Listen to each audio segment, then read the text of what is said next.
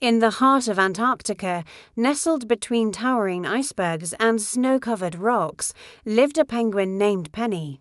Now Penny was no ordinary penguin. Oh no.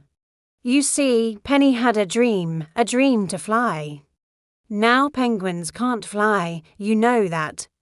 So this made Penny an anomaly, a penguin who wanted to soar through the skies like the albatrosses and the petrels that skimmed the waves.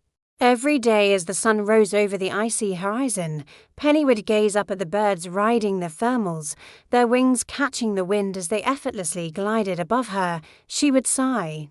Flapping her little wings and wishing she could join them, the other penguins would waddle by, their black eyes gleaming with amusement.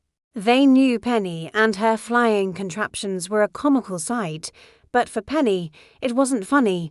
She wanted to fly more than anything. One day, she hit upon a plan.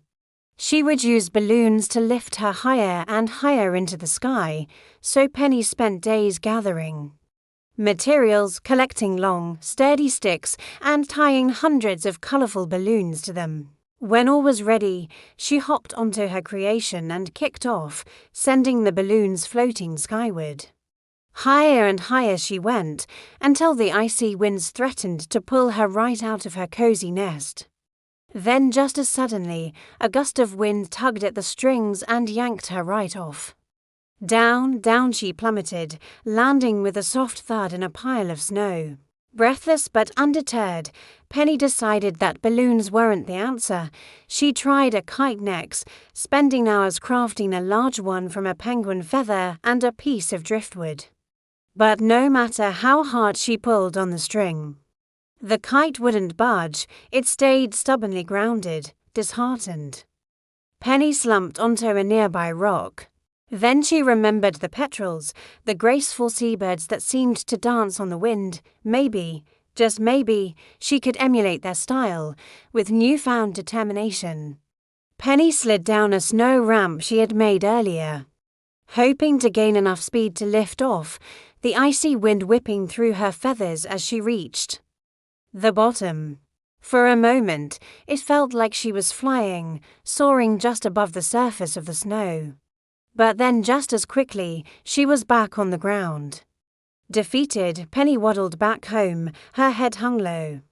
As she passed by the ice sheet, she saw her friends gathered there, their faces filled with concern. They had watched her attempts with worry, wondering why she had risked so much for such a foolish dream. But Penny surprised them.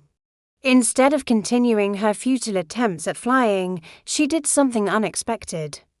She dove head first into the water and swam as fast as she could. The water temperature was freezing, but Penny didn't care. She swam faster and faster, her powerful flippers propelling her through the water with surprising grace. And as she emerged from the water, her friends gasped. To their amazement, Penny was gliding above the surface, her body weightless and free, flying underwater, if you will, and as the sun glinted off the shimmering ice above, it looked as if Penny were dancing on air. Her friends cheered, realizing that Penny's true gift wasn't flying in the sky, but swimming in the sea. And as the Antarctic sun dipped below the horizon, painting the sky in hues of pink and orange, Penny swam back to her friends, no longer wishing to be an ordinary bird, but an extraordinary penguin, free and happy in her own unique way.